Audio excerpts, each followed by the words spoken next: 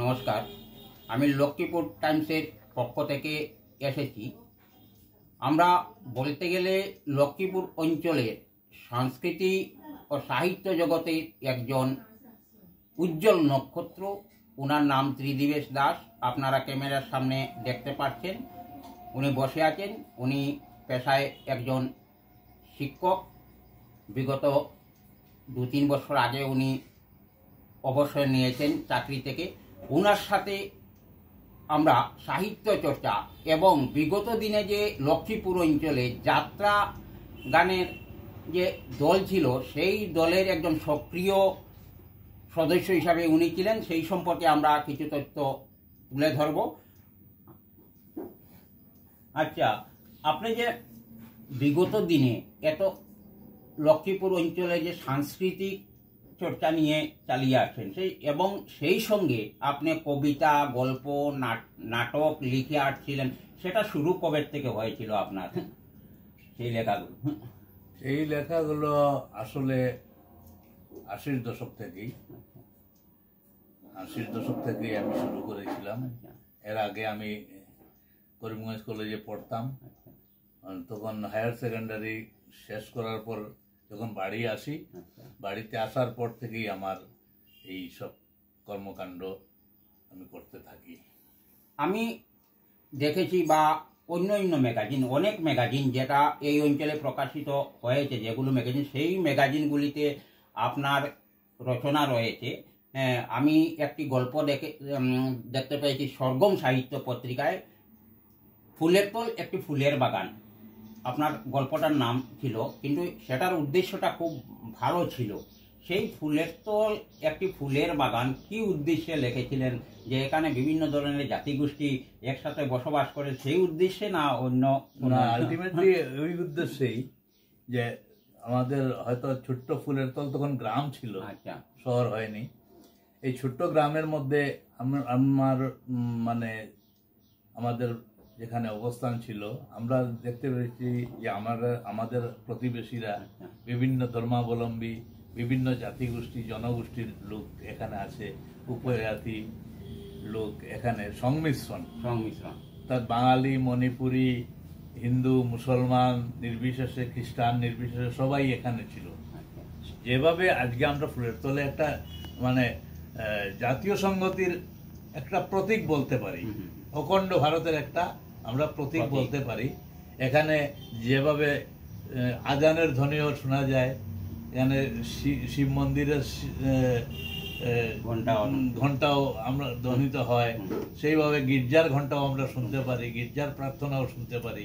এই যে হিন্দু, মুসলিম, খ্রিস্টানদের একটা পবিত্র ভূমি আমি মনে করি, এবং এটা জাতীয় ঐক্য সংগতির লক্ষণ বলে।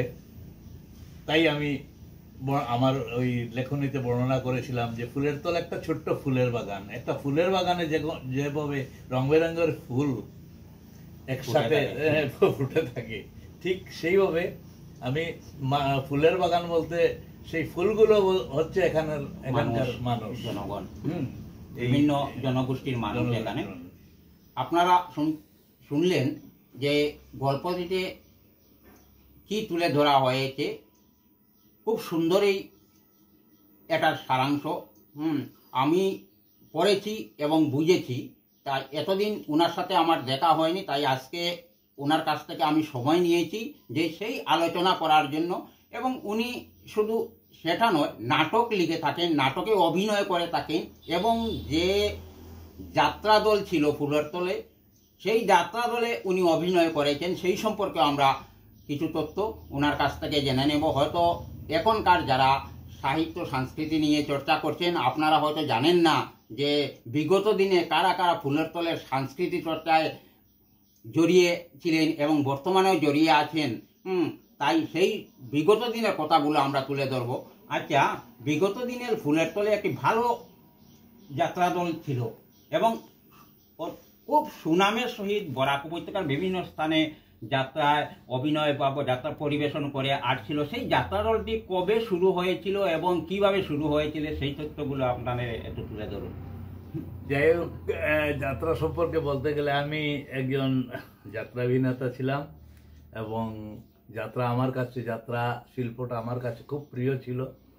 তাই এখানকার আরও আমার বন্ধু সুধীর চক্রবর্তী, আমার বয়োজ্যেষ্ঠ দাদা দীপেন্দ্রচন্দ্র দাস, উনিও শিক্ষক ছিলেন।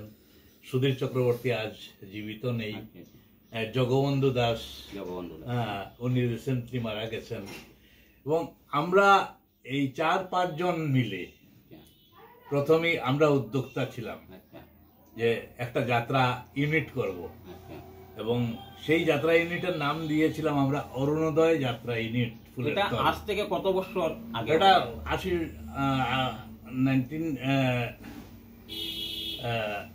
1980-তে শুরু করেছিলাম আমরা, এবং 7 বছর এই যাত্রা ইউনিট আমরা চালিত করেছি। 7 বছরে না হয় 20-22টা নাটক আমরা মঞ্চস্থ করেছি, এবং প্রতি বছরই আমরা ঠিক পুজোর আগে থেকে রিহার্সাল শুরু করতাম।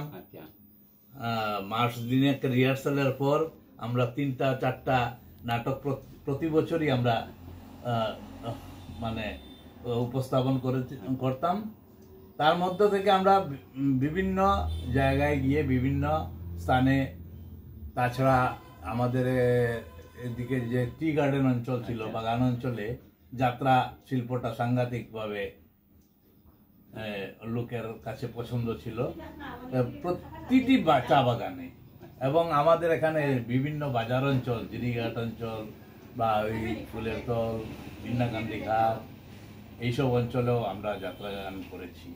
এবং জনগণের, যাত্রা প্রিয় জনগণের কাছ থেকে অসংখ্য আমরা ধন্যবাদ পেয়েছি। সেই যাত্রা দলে অনেক শিল্পীদের প্রয়োজন হয় এবং সাথে ব্যান্ডের প্রয়োজন হয়, তাকে প্রুফ একজন রিডারেরও প্রয়োজন হয়, তাকে স্ক্রিপ্ট রিডারের। সেই সব লোকরা যারা অভিনয় করতেন বা যাত্রা দলের সাথে যুক্ত ছিলেন, সেরা কি সব লক্ষ্মীপুর অঞ্চলের লোক ছিলেন না বহিরাগত থেকে হায়ার করে? না, লক্ষ্মীপুর অঞ্চল বেশিরভাগই লক্ষ্মীপুর অঞ্চলে, এবং সেটা লক্ষ্মীপুর হোক, ফুলের তল হোক, দিলখুশ বাগান হোক, এই ধরনের ছিল। আর মানে বিভিন্ন বাদ্যযন্ত্র বাদক বা গানের যারা হারমোনি মাস্টার, ওরা ছিল বাইরের, বিশেষ করে। বা অনেক সময় অতিথি শিল্পী আমরা বেতন দিয়ে নিয়ে আসতাম বাইরে থেকে। মেয়ে শিল্পীও ছিল, ওরাও আসতো। এইভাবে বিভিন্ন জায়গা থেকে আমরা সংগ্রহ করতাম। যে যাত্রাগুলো পরিবেশন করা হতো, যে বইগুলো, স্ক্রিপ্টগুলো, সেটা কি পশ্চিমবঙ্গ থেকে নিয়ে আসা হতো না লোকাল কোনো স্থানীয় কোনো লেখকের বই? না, তখন বেশিরভাগই পশ্চিমবঙ্গে প্রকাশিত বইগুলো আমরা নিয়ে আসতাম। এটা প্রায় বিলুপ্তির পথে যাত্রা, আমরা দেখি না, এখন দেখতেও পাই না এই অঞ্চলে যাত্রা হচ্ছে বলে। কিন্তু বর্তমান যারা সাহিত্য সংস্কৃতি নিয়ে চর্চা করতেন, তারা যাত্রা কি হয়তো কেউ এখনো দেখেনি বা তারার এই ধারণাও নেই। আপনার কি ভবিষ্যতে সেই যাত্রাকে ধরে রাখার কোনো উদ্যোগ বা প্রচেষ্টা রয়েছে? না, আজকাল যেটা মিডিয়ার প্রচার বেশি, আজকাল ওই যে দৈনন্দিন সিরিয়াল গুলা চলছে, এ নিয়েই মানুষ বেশি ব্যস্ত। আজকে যাত্রা শিল্পটা মানে হারিয়ে যাচ্ছে, আমি বলছি হারিয়ে যাওয়ার পথে। সেটাকে পুনরুজ্জীবিত করা বর্তমান প্রজন্মের কাছে সেটা মানে আশা করা যায় না, যেহেতু অন্যান্য মিডিয়াতে আজকাল অনেক বিনোদন কর্মসূচি নিয়ে আসছে, বিনোদনী অনুষ্ঠান নিয়ে আসছে, যার জন্য যাত্রা শিল্পটা সেই আগের কদরটা ফিরিয়ে আনা মুশকিল হবে। কারণ সারা রাত জেগে আগে লোকে যাত্রা দেখতো, এখন হয়তো এই ধরনের দর্শক পাওয়া মুশকিল হবে। থিয়েটার হয় আজকাল, এখনো হয়, হল থিয়েটারের প্রচলন আছে। তবে যাত্রাটা হয়ে গেছে খোলামেলা জায়গায়, চতুর্দিক খোলা স্টেজে করতে হতো। সেই যাত্রা শিল্পটা এখন মানে যেখান থেকে উৎপত্তি সেখানেও আজকাল সেই যাত্রার রমরমা নেই। নেই। আচ্ছা, নাটক যেটা, আপনি নাটকের স্ক্রিপ্ট লিখতেন এবং আজ পর্যন্ত কতগুলি নাটক আপনার স্ক্রিপ্ট এই অঞ্চলের শিল্পীরা পরিবেশন করেছেন? অনুমানিক কতগুলো হবে নাটক? এটা 4-5টা হবে। 4-5টা হবে।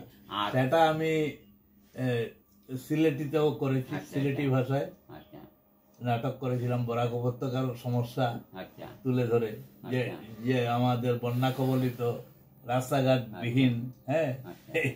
এই তথ্য তুলে ধরে, পাহাড় লাইনের যা অবস্থা আগে ছিল আচ্ছা। সবকিছু তুলে ধরে মানে নাটকটা সময়ের সাথে যেটা হ্যাঁ পরিবেশন করা যায় সেইটাই স্ক্রিপ্টে স্ক্রিপ্টে এসেছে। তাছাড়া আপনার কবিতা আমরা পেয়েছি, একদিকে গল্প দিক তো রয়েছেই, কবিতার দিক দিয়ে আপনার কতগুলি কবিতা হবে বা সেটা কোথায় কোন কোন পত্র পত্রিকা বা ম্যাগাজিনে প্রকাশিত হয়েছে? কবিতা আমি কম লিখেছি, আচ্ছা খুবই কম। আচ্ছা কবিতার প্রতি আমার খুব একটা ছিল। আমি প্রবন্ধ লিখতাম, বিশেষ করে শিক্ষার উপর, বিশেষ করে বেশিরভাগ লিখেছি। এবং গুয়াহাটি থেকে প্রকাশিত হতো শিক্ষাজ্যোতি, আমাদের আচ্ছা শিক্ষক অ্যাসোসিয়েশনের পক্ষ থেকে একটা শিক্ষাজ্যোতি, একটা সুবেনির বেরোতো প্রত্যেক বছর, ওইটাতে আমি লিখতাম। তবে এখানে বেশিরভাগ লেখা থাকতো অসমীয়াতে, আমরা কজন বাংলায় লিখতাম যারা বাঙালি, এবং প্রতি বছরই আমার লেখা সেখানে স্থান পেত। তাছাড়া আমি কবিতা নিয়ে খুব একটা ঘাটাঘাটি করিনি। ছোট্ট ছোট্ট অনুকবিতা কখনো কখনো সাহিত্য বাসরে পাঠ করেছি, কিন্তু কবিতা আমার প্রতি আমার একটু অনীহা ছিল। আমি প্রাবন্ধিক হিসাবে আপনার রম্য রচনাও কয়েকটি দেখেছি। আপনি হয়তো আমাদের এখানে শ্রদ্ধেয় স্বর্গীয় গণেশ দেব মহাশয়, উনিও রম্য রচনা লিখতেন। আপনারও এক দুটি রম্য রচনা আমরা পেয়েছি বিভিন্ন পত্রপত্রিকায়। তাছাড়া আপনি বিভিন্ন লক্ষ্মীপুর অঞ্চলে বিভিন্ন সংস্থার সাথে যুক্ত। খালি লক্ষ্মীপুর অঞ্চলে নয়, আপনি বরাক উপত্যকা ভিত্তিক কিছু সংস্থার সাথে যুক্ত রয়েছেন। হ্যাঁ, আপনি সরগম সংস্থার সাথে যুক্ত হয়ে এই অঞ্চলের সাহিত্য সংস্কৃতিকে ধরে রাখার চেষ্টা করেছিলেন এবং বর্তমানে আপনি বরাক উপত্যকা বঙ্গ সাহিত্য সংস্কৃতি সম্মেলন লক্ষ্মীপুর আঞ্চলিক কমিটির একটি পদে রয়েছেন। যেহেতু আপনি একটা এত বড় অর্গানাইজেশনের একটি পদে রয়েছেন, সেখান থেকে বর্তমান যারা উদীয়মান শিল্পী যারা রয়েছে তাদেরকে এই সাহিত্য সংস্কৃতি নিয়ে কি বার্তা দিতে চান ভবিষ্যতে? ওটাই আমি দিতে চাই, যারা সাহিত্য সংস্কৃতির জগতে আছে, সুস্থ সংস্কৃতি যাতে গড়ে ওঠে। আজকাল দেখা যাচ্ছে সংস্কৃতির নামে অপসংস্কৃতির প্রচলন শুরু হয়েছে বেশিরভাগ ক্ষেত্রে, এবং সুস্থ সংস্কৃতি, বাস্তব সংস্কৃতিটা যেটা মানুষের কথা বলে, যে মানুষের সমস্যা, মানুষের মানে বর্তমান যে জ্বলন্ত সমস্যার উপর আলোকপাত করে যদি সেই সাহিত্য বা নাটক ইত্যাদি কবিতা প্রতিফলিত হয়, সবার মনোভাব, সেটাই আমার কাছে শ্রেয় হবে।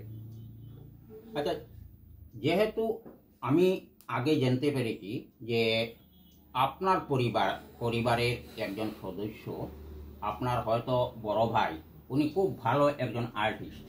হ্যাঁ, উনার ছবিও আমি দেখেছি, খুব ভালো আর্টিস্ট, এবং উনি কোথায় আমাদের ভারতবর্ষ ছাড়া অন্যত্র গিয়ে অঙ্কন প্রতিযোগিতা বা কিছু সেই সম্পর্কে কিছু তথ্য দেন, যাতে লক্ষ্মীপুরের জনগণ জানতে পারে উনার সম্পর্কে কিছু তথ্য।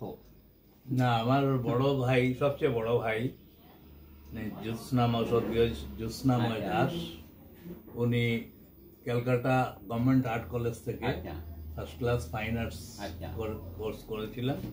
তারপর তিনি ডিগবয় রামকৃষ্ণ বিবেকানন্দ হায়ার সেকেন্ডারি স্কুলের টিচার ছিলেন, এবং খুব অল্প বয়সেই তিনি মারা যান। আচ্ছা মাত্র 35 বছর বয়সে ওনার মৃত্যু হয়। এবং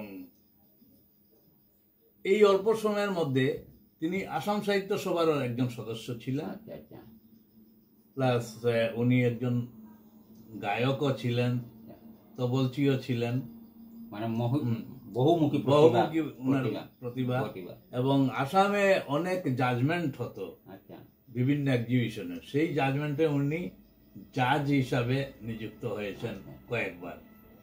এতটুকুই জানি আমরা, সেটা ছোটবেলার শোনা কথা। এটুকুই বলতে পারি যে ওনার আর্টে বিশেষ প্রতিভা। আজকে এই যে ঘরের মধ্যে এই যে ছবিগুলো আছে, এই ছবিগুলো ওনার হাতের আঁকা।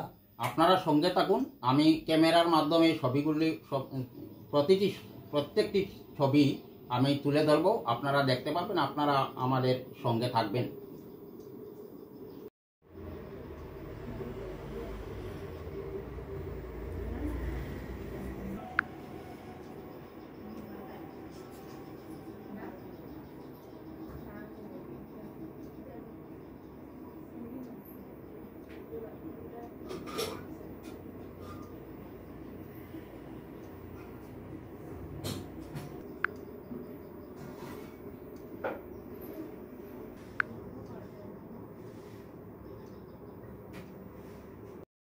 ভাই শ্রী জ্যোৎস্নাময় দাস এই রবি ঠাকুরের এই মডেলটি তৈরি করেছিলেন 1956 সনে।